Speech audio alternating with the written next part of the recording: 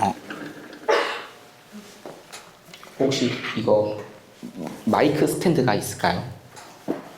제가 손이 이렇게 마이크를 들고 하면 너무 어색해가지고.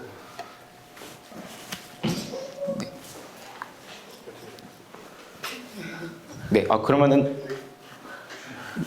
감사합니다.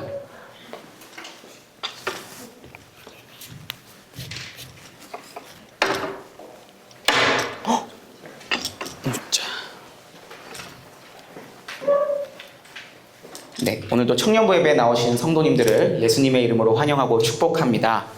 우리는 이 시간 죄, 동기, 교만이라는 제목으로 함께 하나님 말씀을 좀 나누고자 하는데요. 먼저 말씀을 나누기에 앞서서 제가 우리 청년 여러분들께 한 가지 질문을 좀 해보고 싶습니다. 여러분들은 예수님을 믿고 나서 어떤 부분이 가장 많이 변화하신 것 같으세요? 한번 스스로를 한번 생각해 볼까요? 나는 예수님을 믿고 나서 이것이 가장 많이 변했다. 어떤 것이 가장 많이 변한 것 같으십니까? 누군가는 이렇게 말할 수도 있습니다. 저는 주일날 교회에 가는 것이 가장 많이 변화한 겁니다. 라고 말할지도 몰라요. 그런데 제가 우리 청년부 분들에게 정말로 묻고 싶은 것은 여러분들이 예수님을 믿고 난 후에 정말로 삶 속에서 구체적인 변화가 일어나고 있는가? 그러니까 기적과 같은 일들이 아니더라도 즉 예수님을 닮아가고 있는지를 물어보고 싶다는 것입니다. 사실날 오늘날 한국교회를 돌아보면 예수님을 믿는다고 말하면서도 삶에서 예수님을 닮아가는 모습을 보는 것이 많이 드물어지고 있는 것 같습니다. 그러지 않습니까? 제가 어렸을 때까지만 해도 예수님을 믿는다 그러면 기본적으로 사람들이 신뢰해 줬습니다. 한 가지 예로는 저희 아버지가 예전에 한번 한국에서 이제 외국에서 선교사였거든요. 저희 아버지가 선교사를 하시다가 한국에 들어오셨는데 이제 급하게 다른 교회 부흥회 강사로 이제 초대를 받으셔서 급하게 차를 타고 가고 있었습니다. 근데 이제 유턴을 해야 되는데 신호가 주황색에서 빨간불이 딱 될 때쯤에 이렇게 유턴을 하셨는데 경찰이 딱 잡은 거예요. 꼬리를 물었다고 이제 경찰이 잡은 거죠. 그럼 옛날에는 경찰이 잡으면은 운전자한테 뭘 제시한 줄 아십니까? 예, 운전면허증을 제시했습니다. 운전면허증 주시죠. 네, 이제 돈도 요구할 수 있죠. 근데 이제 우리나라 그 정도 필리핀 막 이 정도까지 제가 산 건 아닙니다.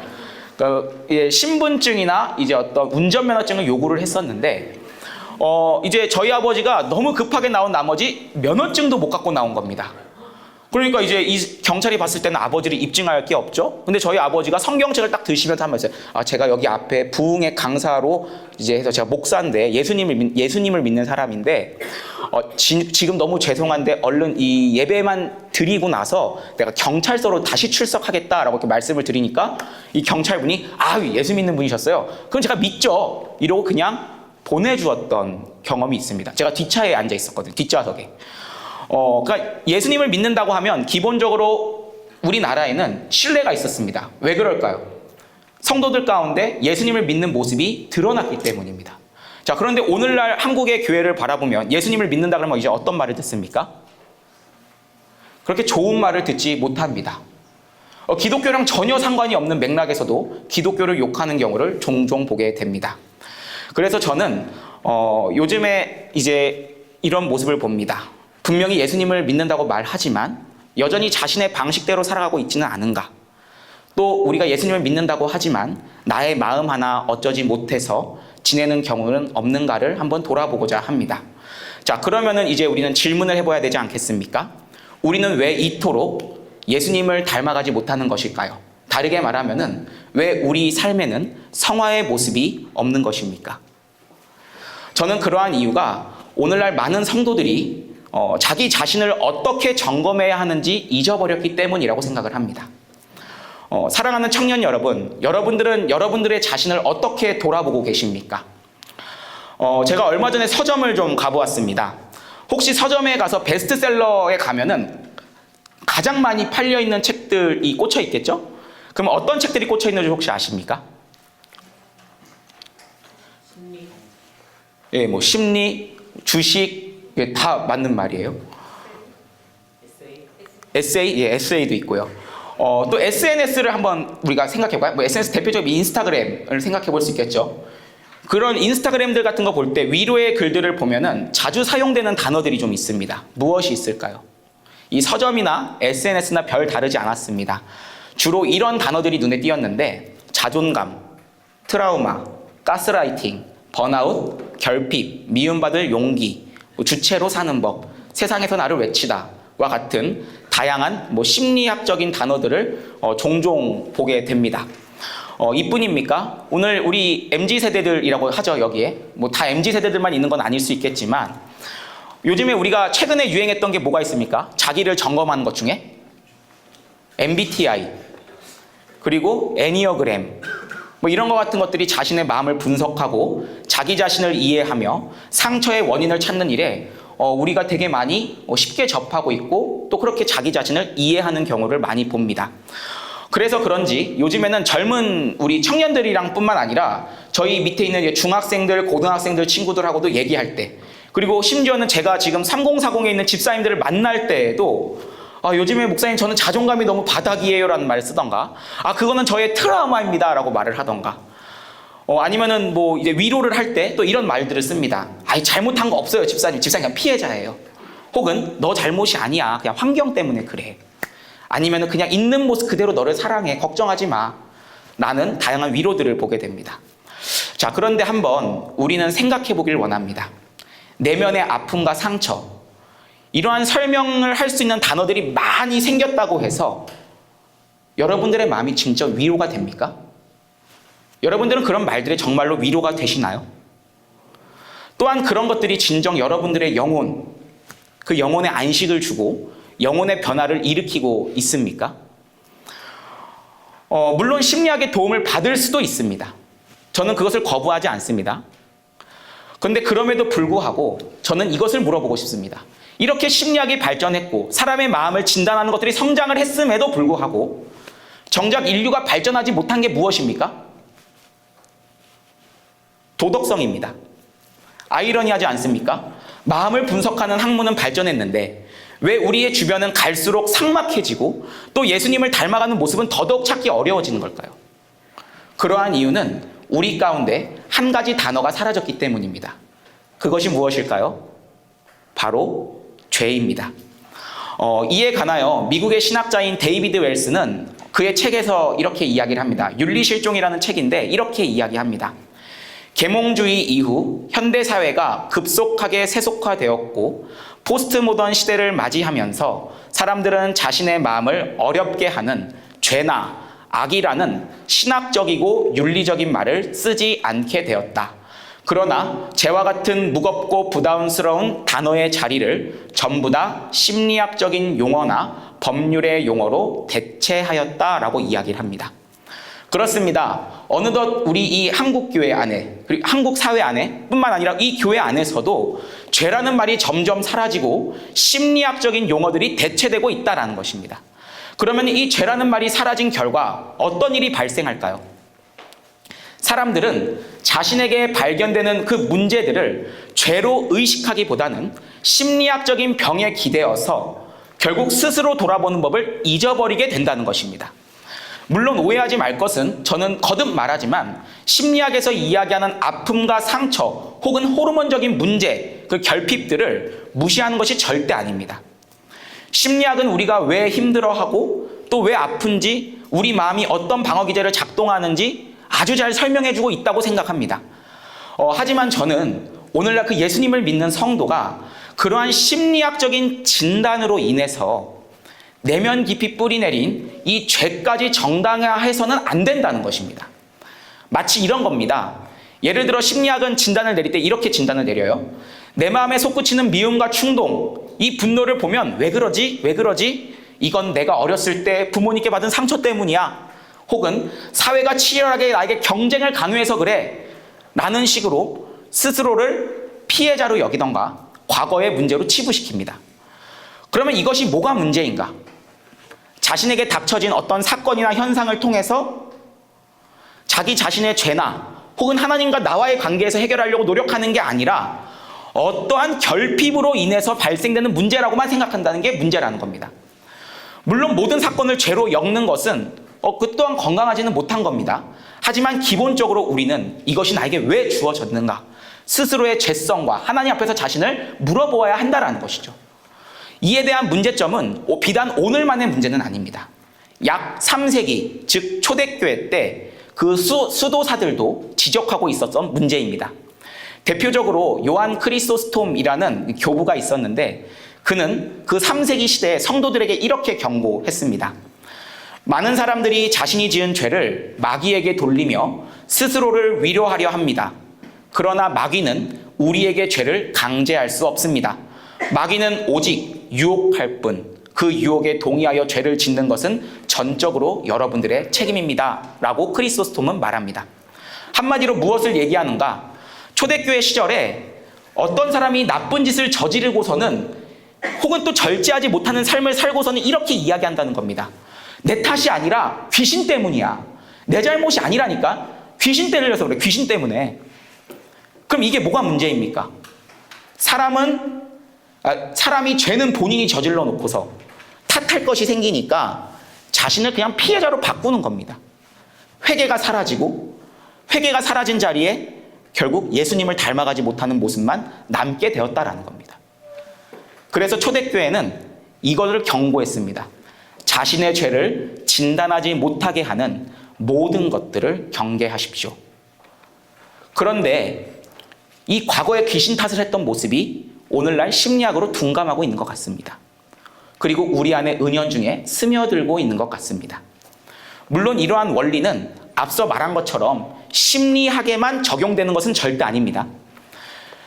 저는 오히려 이거를 여러분들한테 경계하라고 말하고 싶습니다. 만약 여러분에게 자신의 죄를 돌아보지 못하게 하는 것이 있다면 그것이 무엇이라도 경계하셔야 된다는 겁니다. 그러면 사랑하는 청년 여러분, 이제 죄를 인식하는 게 얼마나 중요한지 감이 좀 오십니까? 만일 우리 안에 이 죄라는 단어를 지워버리면 우리는 이 모든 것이 삶에서 일어나는 갈등과 우울과 분노의 원인은 환경 탓이고 남 탓, 때로는 어떠한 결핍의 부족, 나의 부족함, 이런 식으로 눈을 돌리게 된다는 것이죠. 그러면 결국 뭐가 문제냐? 세상과 다를 게 없어진다는 겁니다. 좀 더 쉽게 말하면 예수님을 믿는 자로서, 구원받은 자로서의 다름, 곧 예수님의 형상이 우리 안에 보이지 않는다라는 것이죠. 그러한 점에서 저는 여러분들에게 질문해 보고 싶습니다. 여러분들은 예수님을 닮아가고 있습니까? 우리는 이 땅에 존재하는 수많은 갈등, 소외, 폭력, 그리고 음란, 어떤 이 모든 시기 질투와 같은 것들은 단순한 심리적 결핍이 아니라 하나님과의 관계가 파괴되어 나타나는 죄의 열매들이라는 것을 분명히 인식해야 합니다. 그리고 우리는 이러한 점에서 이 시간 이제 내 안에 부패한 본성을 진단해줄 교만에 대하여 짧게 살펴보고자 합니다. 그러면 왜 수많은 죄 중에서 교만을 이야기할까요? 힌트가 있습니다. 왜 수많은 죄 중에 굳이 교만을 선택했을까? 우리 지난주 담임 목사님께서 설교 중에 막 지나가는 식으로 이렇게 막 말씀하셨는데 혹시 기억하시는 분 계세요?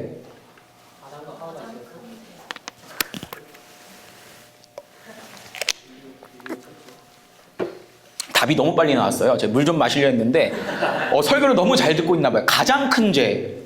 맞습니다. 담임 목사님께서 지난주에 말씀하실 때 죄 중에 가장 큰 죄는 교만이다라고 말씀하셨습니다.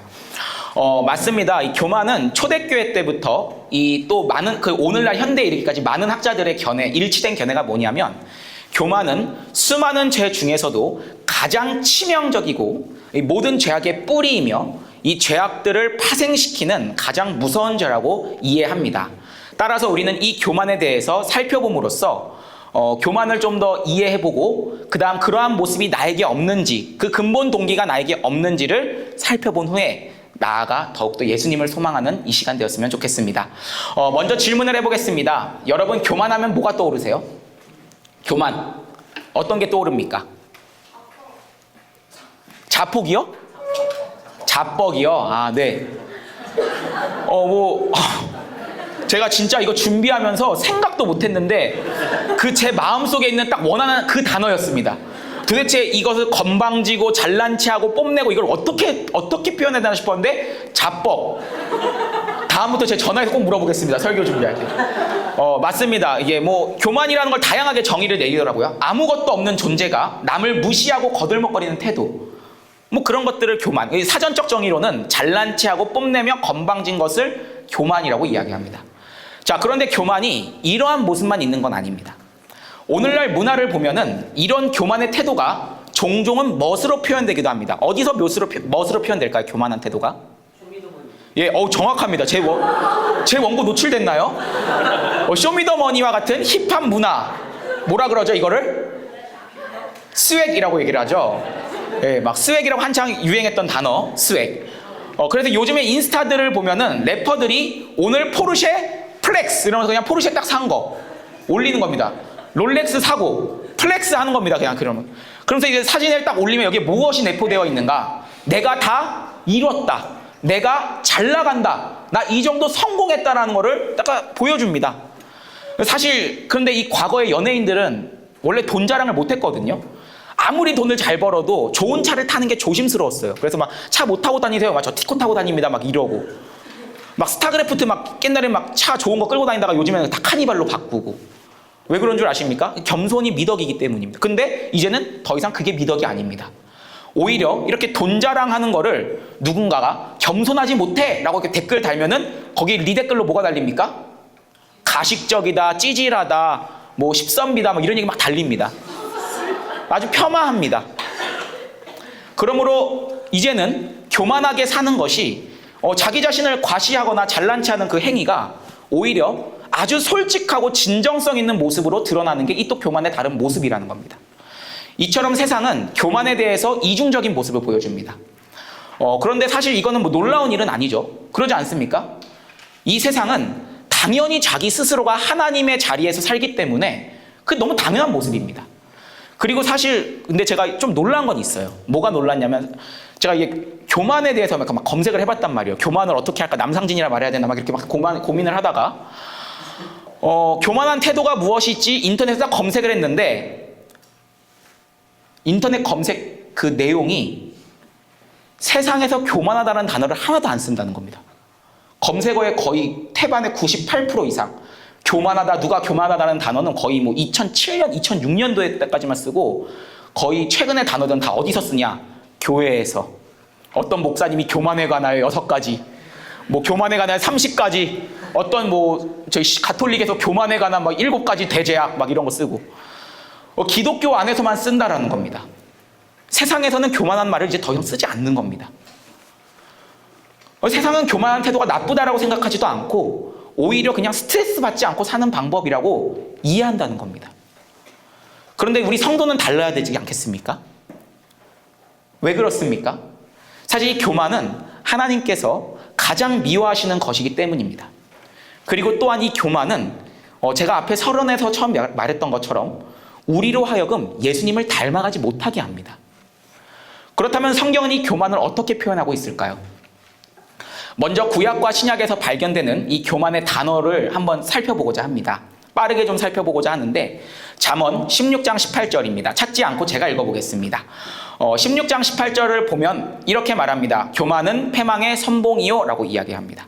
여기서 말하는 교만은 이 원어로 살펴볼 때 오르다, 올라가다, 부풀리다와 같은 뜻으로 사용됩니다. 그리고 신약에서 이 교만의 단어가 야고보서 4장 6절을 보면은 이렇게 이야기합니다. 하나님은 교만한 자를 물리치시고 라는 말을 써 있는데 여기서 사용되는 교만이라는 말은 헬라어 언어로 살펴볼 때 무엇을 넘어서다, 무엇보다 위에 있다라는 겁니다. 즉 구약에서는 오르다, 올라가다, 부풀리다라는 말이 있고 신약에서는 무엇보다 위에 있다, 무엇보다 넘어서다라는 것을 의미로 사용한다는 거죠. 따라서 교만이라는 이 단어가 어떻게 쓰이냐면은 세상에서 말하는 것처럼 조금 건방진 태도를 넘어서서 그것을 포함하고 넘어서서 이렇게 이야기하는 겁니다. 자신의 실제 위치보다 더 높은 곳에 자신을 두려는 행위를 교만이라고 말하는 겁니다. 한마디로 자신의 위치보다 더 높은 곳에 위치하고자 하는 욕구가 곧 교만이라는 것이죠. 자, 그러면 성경에 어디에 이러한 모습이 가장 잘 나타날까요? 자기보다 더 높은 데 있고자 하는 모습, 어디에 나타날까요? 바벨탑보다 좀 더 앞에 있어요. 우리가 담임 목사님께서 지난 거의 한 3주간 본문을 잡았던 곳인데요. 예, 선악과 사건입니다. 똑똑하시네요. 창세기 3장 5절을 보면은 교만이 우리 안에서 어떻게 작동하는지 아주 잘 보여주고 있습니다. 우리 함께 5절을 한번 읽어볼까요? 창세기 3장 5절. 맨 앞에 있습니다. 창세기 3장 5절.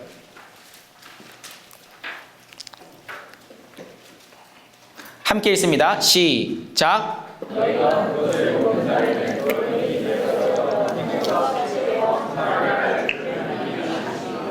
아멘.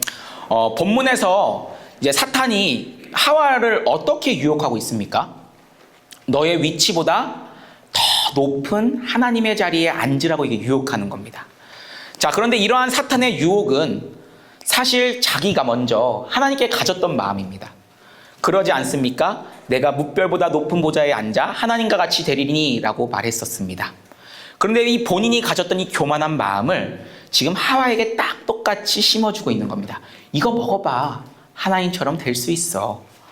그러면 이제 이 말을 들은 하와는 어떻게 행동하죠? 6절을 보면은 하와가 선악과를 볼 때 이런 생각을 하기 시작합니다. 여자가 그 나무를 본즉 먹음직도 하고 보암직도 하고 지혜롭게 할 만큼 탐스럽기도 한 나무인지라. 하와는 이제 선악과를 딱 보고서 평가를 하기 시작합니다. 그리고 내가 보기에 이 선악과 너무 괜찮아 보이는데? 하면서 선악과를 딱 따먹죠.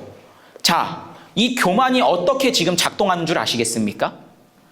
자신에게 주어진 이 상황 가운데에서 하나님이 말씀하신 것보다 내 생각이, 내 감정이, 내 판단이, 내 경험이 더 높은 위치에 두고 하나님의 말씀을 판단하는 겁니다. 그러니까 하나님보다 자기가 더 높은 위치에서 스스로 하나님인 채 하고 하나님의 말씀을 평가하고 재단하는 것이죠. 자, 그런데 이때 우리가 제가 이제 사실 늘까 말까 되게 고민했어요. 이 얘기를 해야 되나 말아야 되나. 그런데 이제 좀 여러분들이 헷갈리지 말라고 좀 잠깐 짚고 넘어가야 될 게 하나 있는데, 뭐냐면은 죄에 대한 이야기를 할 때도 우리가 보통 뭐라 말하죠? 죄의 본질은 무엇이라 그러죠? 제가 안 넣어도 될 뻔했어요, 지금. 보통 우리가 스스로가 인생의 주인이 되는 거, 주권의 문제였다. 내 인생에 내가 주인이 되는 것을 죄라고 얘기를 해요.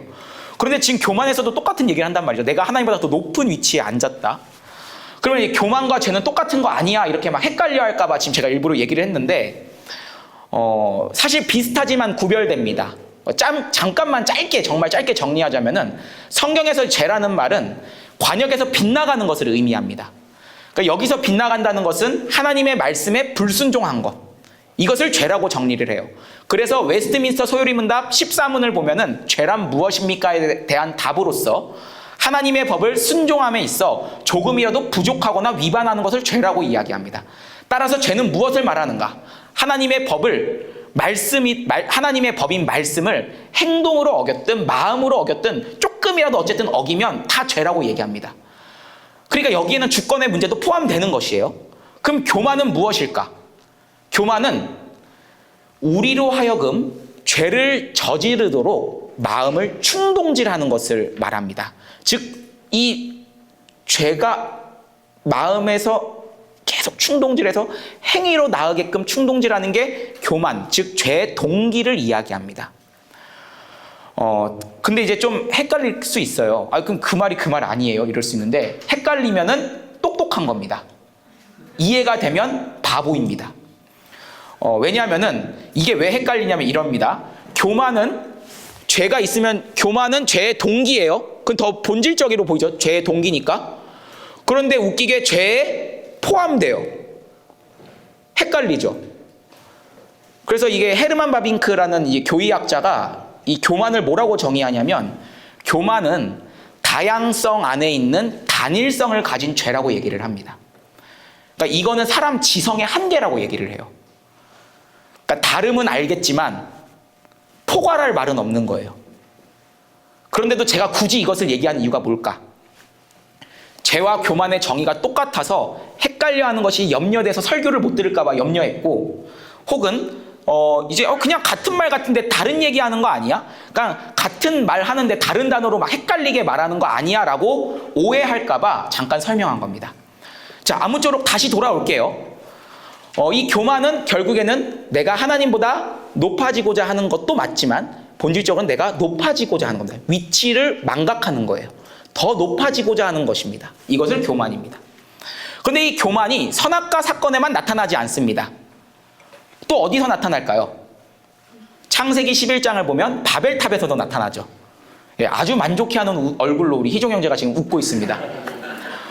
노아의 홍수 이후에 사람들이 모여서 뭐라고 말을 하냐면 이렇게 얘기합니다. 탑의 꼭대기를 하늘에 닿게 하여 우리의 이름을 내고 온 지면에 흩어짐을 면하자고 이야기합니다.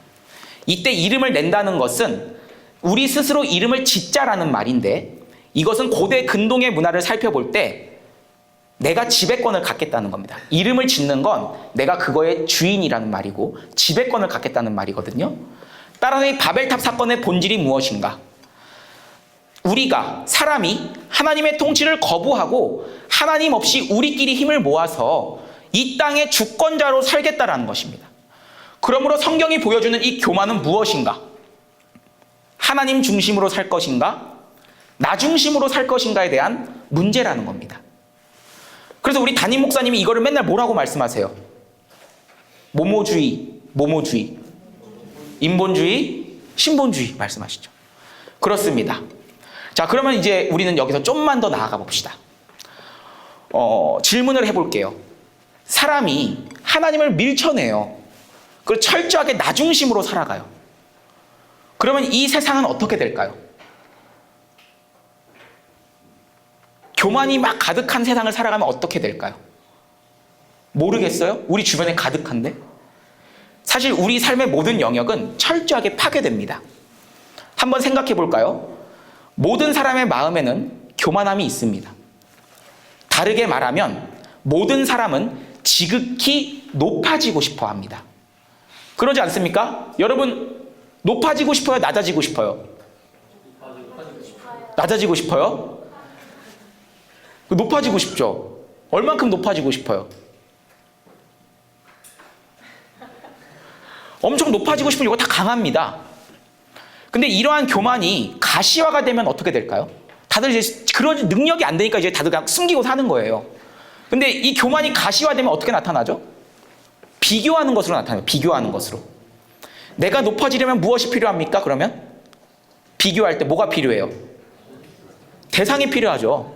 물론 돈도 있으면 좋고 인기도 있으면 좋고 능력도 있으면 좋지만 대상이 필요합니다.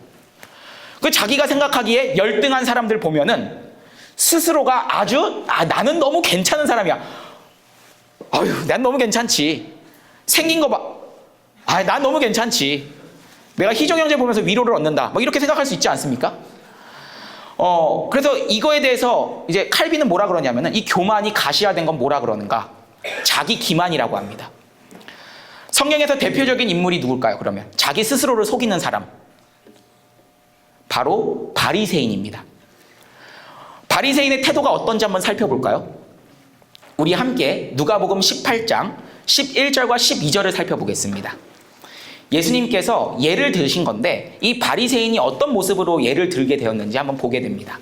누가복음 18장 11절에서 12절까지입니다.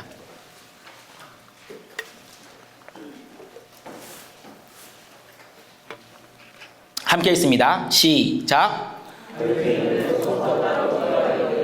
하나님이여 가난을 다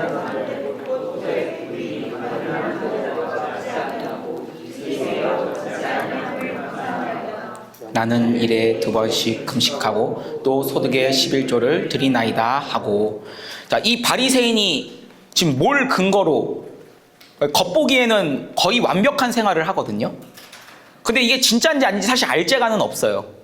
그런데 이 바리새인이 스스로를 자랑스러워할 수 있는 그 근거가 뭡니까? 이유가 뭐예요 지금? 네, 세리 덕분입니다. 자기가 스스로 세리를 비교하면서 딱 이러는 거죠. 세리는 별 볼 일 없어. 자기 위치를 막 끌어올립니다. 이는 교만에 빠진 겁니다. 자기 스스로 속는 겁니다. 아, 내가 쟤에 비해서 나 이 정도면 훌륭하지. 나 너무 잘하지 않을까? 아, 일주일에 2번 금식하면 막 손 떨 수도 있는데 난 그러지 않잖아. 빼질 않아. 그리고 더 나아가서 이러한 비교 의식이 자기 기만을 불러오고 우월감과 열등감을 유발시킵니다. 그러면 이 우월감과 열등감을 유발시키면 결국 시기와 질투로 변화되고 사람들은 자신의 부족함을 숨기고자 어떻게 될까요? 거짓이 무성해집니다. 거짓이 많아지면 사람 간의 신뢰는 사라지고 그러면 결국에는 외로워집니다. 고립됩니다. 믿을 사람 하나 없게 되죠. 그럼 결국 그 안에서 온갖 죄들, 원망, 분노, 폭력, 간음, 도둑질과 같은 다양한 모습으로 발전돼서 결국에는 모든 관계를 해치고 모든 공동체를 파괴시키는 겁니다. 이처럼 교만이 무섭습니다. 그런데 정말 무서운 거. 자, 이러한 가운데도 정말 교만이 무서운 이유 뭘까요? 네? 잘 대답했을 거예요. 끝까지 자기 자신의 잘못을 모른다는 겁니다. 이렇게 큰 파괴력을 미쳤음에도 교만의 특징은 끝까지 자기를 잘못한 줄 모르게 합니다. 마치 소시오패스 같지 않습니까?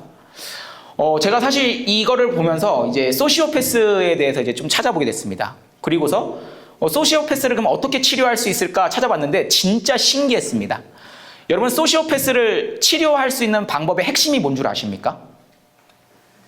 본인의 문제를 인식시키는 겁니다. 근데 인식이 안 됩니다. 왜요? 세상에서는 인식시킬 수 있는 방법이 없다니까요. 죄를 돌아보게 하지 못합니다. 왜냐면 죄가 없는데, 내가 원하는 거 내가 하겠다는데 뭐가 문제냐라는 겁니다. 제가 너무 깜짝 놀랐습니다.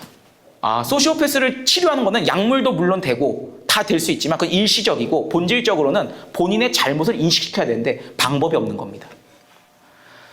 그리고 또 이 교만이 무서운 이유, 그리고 엄청 끈질깁니다. 안 떨어져요, 교만이. 그래서 C.S. 루이스는 그의 책에서 이렇게 이야기합니다. 스크루테이프의 편지 혹시 다들 읽어보셨죠? 살면서 한 번쯤 다 읽어봤을 거라 생각이 드는데 그래도 제가 한번 읽어볼게요. 교만이 우리를 어떻게 괴롭히는가 이렇게 이야기합니다. 늙은 악마가 자기의 조카 악마에게 성도를 타락하기 위해서 어떻게 하는지 이렇게 조언을 합니다. 야, 신자가 겸손해지면 자신의 죄에 대한 위기감을 갖고 긴급히 대응을 하는데 그 상황에서 우리가 뭘 해야 하냐? 자기가 겸손해졌다는 그 사실에 관심을 갖도록 유도해야 한다. 그러면은 신자는 세상에 내가 이렇게 겸손해졌다니 라는 자부심 때문에 다시 교만하게 될 거야. 그런데 혹시라도 그 신자가 이것조차 유혹으로 생각하고 마음을 다잡으려고 하면은 자신이 이렇게 근신하려 한다는 그 사실 자체를 자랑스러워하도록 만들어. 그러면은 10중8구 교만에 넘어지게 돼 있어.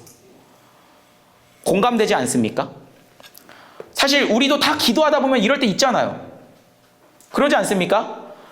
막 내가 기도하면서도 스스로 막 내가 회개할 때 이럴 때 있으면 아, 내가 진짜 이런 회개를 하다니 막 치면서 그래서 막 나 회개 너무 잘했어 라고 하면서 아, 근데 기도하게 하신 분이 하나님이시지 내가 이러면 안 되지 하면서 또 여기서 끝나지 않고 아, 하나님 내가 이러면 안 되는데 교만했어요 하면서 나 스스로의 연약함을 돌아보았다는 그 묘한 자부심 때문에 또 우리는 또 교만에 빠집니다. 이처럼 교만은 뿌리 뽑기가 쉽지 않습니다. 그래서 교만은 모든 것을 파괴할 뿐만 아니라 뿌리 뽑기도 쉽지 않습니다. 자, 그런데 여기서 끝이 아닙니다. 더 심각한 교만의 무서움이 있습니다. 기독교의 윤리학자인 이 라인홀드 니버라는 사람이 있는데 이 사람은 교만 중에서 가장 고등한 교만이 있다고 합니다. 신기하죠? 교만 중에서도 또 가장 고등한 교만이 있어요. 그게 무엇이냐면은 바로 영적인 교만입니다. 자, 그러면 이 영적 교만은 어떤 모습으로 나타날까요? 우리 담임 목사님께서 설교 때도 그렇고 자주 말씀해 주셨습니다. 예화를 자주 들었는데 이런 거죠. 말씀을 많이 읽고 기도를 많이 하고 봉사를 많이 하는 사람들이 어느덧 본인 자신이 그게 다 의가 되어서 하나님의 자리에 앉는 모습이라고 얘기를 합니다. 깜짝 놀랐어요, 사실. 저 대학교 때 혹시 아셨습니까, 목사님? 제 모습이었거든요. 제가 대학생 시절에 한번 이제 진짜 하나님의 큰 은혜를 받고 정말 너무 큰 은혜를 받아서 거의 일주일을 밤샜습니다. 일주일에 밤을 샜던 이유가 너무 충격을 받았어요. 내가 그래서 이제 잘 살아보겠다 했던 마음이 있어요.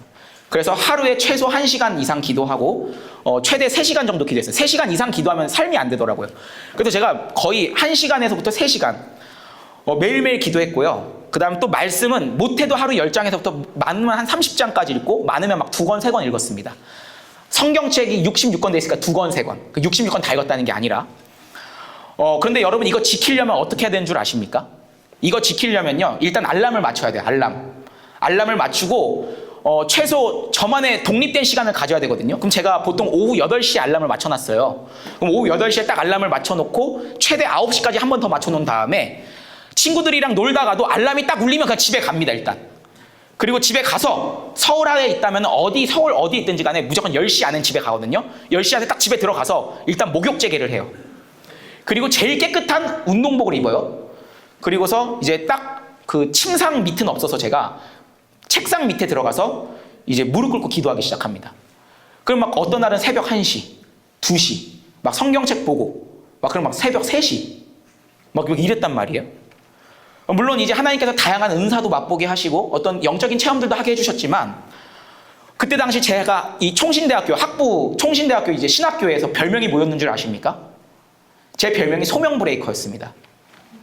이 소명 브레이커가 뭐냐면은 그 대부분 이제 신학교에 온 친구들 중에 대부분 목사 하겠다고 오는 애들이 있거든요. 제가 다 자퇴시켰습니다. 너 같은 애가 목사 한다고? 저보다 말씀 모르면 삭굿. 저보다 기도 안 하면 영적이지 못한 거. 제 농담이 아니라 진짜 그랬습니다. 이 영적인 이 교만이 제가 가득 차니까 저를 만나면 막 불안해해요. 그리고 저희 교수님들이 나중에 수업 시간에 어떤 말이 나왔냐면 이러는 겁니다. 남상진 수업 시간 질문 금지. 질문이 알고자 하는 질문이 아닙니다. 교수님이 뭘 모른다라는 걸 제가 지적하기에 질문하는 거예요. 제가 사실 되게 분석적이고 되게 뭔가 이렇게 막 집요한 면이 있습니다. 오타쿠적인 성향이 있어요. 그런데 이제 이것이 저희 용적 교만과 딱 부합하는 순간 사람을 다 죽이는 겁니다. 만나서 뭐라고 해? 너 복음이 뭐라고 생각해? 복음이 뭐예요? 말해봐요 지금. 하나님의 사랑이요? 그래가지고는 예수님 못 믿어. 그래가지고는 목사 못해. 복음을 그렇게 이해한다고? 복음을 가지고 3박 4일도 말할 수 있어야지. 그럼 막 이렇게 얘기하는 거야. 지금 막 울면서 나 어떻게 해? 나 쓰레기야. 넌 쓰레기야. 너 같은 애를 너 같은 애가 목사의 자리 찰바에 차에서 호떡 팔면서 하나님께 영광 돌려. 다 자퇴했습니다. 제가 나중에 그 친구 찾아서 용서를 구했어. 근데 이미 그 친구는 카이스트 들어가가지고서 과학자로 잘 살고 있더라고요. 내가 잘한 건가? 자, 어쨌든 하나님이 하신 겁니다. 하나님이 하신. 제가 절대로 이제 더 이상 그 영적인 교만에 안 빠지려고 늘 날마다 저와 싸우고 있습니다. 자, 그런데 이게 뭐냐면은 이런 겁니다. 영적 교만의 문제가 뭐냐면 사람에 대한 섣부른 판단을 하고요. 거침없는 언행을 합니다. 하나님께서 그 사람에게 어떤 역사가 일어날 줄 내가 알 수 없는데 상대방한테 씻을 수 없는 상처를 막 줍니다. 나는 의로운 일을 행했다고 막 착각해요. 내가 막 예수님의 일을 했다.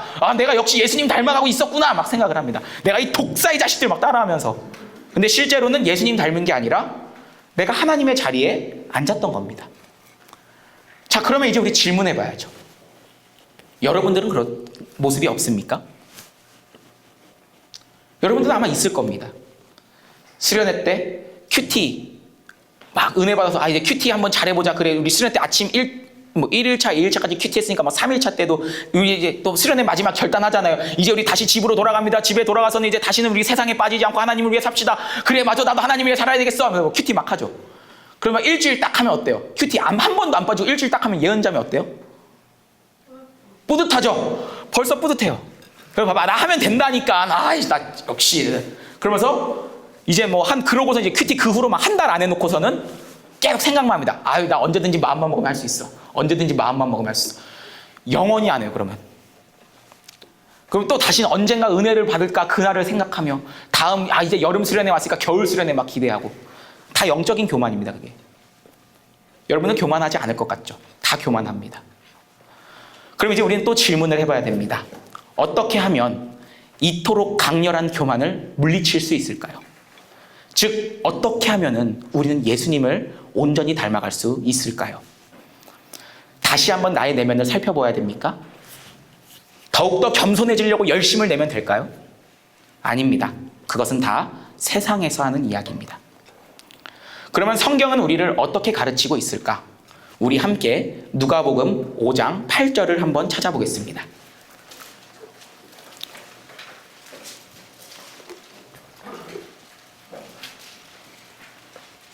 우리 누가복음 5장 8절을 함께 읽어보겠습니다. 시작. 시몬 베드로가 이를 보고 예수의 무릎 아래 엎드려 이르되 주여 나를 떠나소서 나는 죄인이로소이다 하니. 아멘. 본문은 베드로가 예수님을 처음 만난 장면입니다. 근데 베드로가 예수님을 처음 딱 만났을 때 무엇이라 말합니까? 주여 나를 떠나소서 나는 죄인이라고 말합니다. 이거에 대한 해석이 다양하게 있지만 저는 분명히 한 가지 분명한 것은 이렇게 생각합니다. 베드로는 예수님을 만난 그 순간 세계관이 바뀐 겁니다. 이전에 내가 살았던 행동 양식, 세상에서 옳다고 했던 그 행동 양식이 나를 다 의롭다라고 생각하고 나는 괜찮다라 생각했는데 예수님을 만나는 그 딱 순간부터 깨달은 겁니다. 나는 죄인이구나. 이것이 어떤 반응입니까? 하나님을 만난 자의 정당한 반응입니다. 베드로만의 모습은 아닙니다. 이사야 6장을 바라보면 이사야도 하나님을 딱 처음 만나고서 화로다 나여 망하게 되었더라고 말을 하면서 자신의 본질을 딱 발견합니다. 우리는 하나님을 마주하고 예수님을 바라볼 때마다 우리가 교만하다라는 것을 인식 못하면 예수님 바라봐야 됩니다. 그렇게 바라볼 때마다 우리는 나의 전 존재가 얼마나 추악하고 더럽고 잘못되어 있는지를 발견할 수 있게 됩니다. 마찬가지로 우리는 이제 이 교만을 물리치려면 결국엔 어떻게 해야 되는가? 끊임없이 나의 내면을 살펴보고 나의 문제와 결핍과 환경을 돌아보는 게 아니라 하나님을, 우리 예수님을 바라보아야 한다는 것입니다. 그러면 우리가 바라보아야 할 그 예수님은 어떤 분일까요? 우리 함께 빌립보서 2장 5절과 8절을 한번 읽어보겠습니다. 우리가 바라보아야 할 그 예수님, 빌립보서 2장 5절에서부터 8절까지의 말씀입니다. 자, 함께 읽습니다. 시작. 너희 안에 이 마음을 품으라. 곧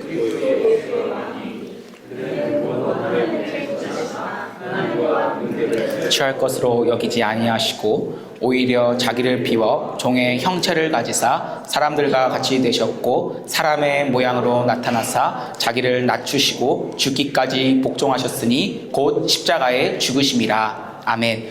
제가 먼저 이야기하고 싶은 게 있습니다. 이 본문을 딱 읽고 너무 잘 아는 내용이라서 여러분들이 그냥 단순하게 그래 예수님이 하나님이면서 동등되지 않고 십자가에 죽었으니 그냥 나도 죽자, 그냥 낮아져라, 이런 식의 모형을 따라하라고 제가 읽은 게 아닙니다. 저는 도리어 이 본문을 통해서 예수님께서 어떠한 마음으로 십자가에 죽으셨는가를 우리는 한번 살펴보고자 합니다. 먼저 이 본문을 살펴보면 예수님께서 십자가에서 죽기까지 복종하셨다라고 이야기하는데 이 본문에 등장하는 복종이라는 말을 찾아보면 이 헬라어 원문을 찾아보면 이렇게 이야기합니다. 아래에서 듣다. 무엇 아래에서 듣는 것을 복종이라고 이야기합니다. 따라서 복종은 자기 자신이 상대방보다 낮은 자리에서 듣는 태도를 의미합니다. 자, 그러면 이제 한번 생각해 봅시다.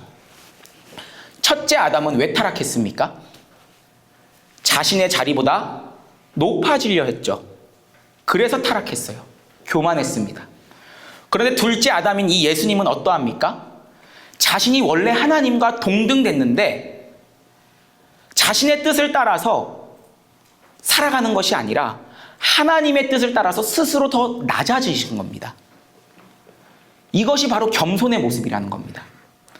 예수님은 자신의 생각이나 원함보다 하나님의 뜻을 더 위에 두셨다라는 겁니다. 이것을 알 수 있는 근거가 무엇입니까?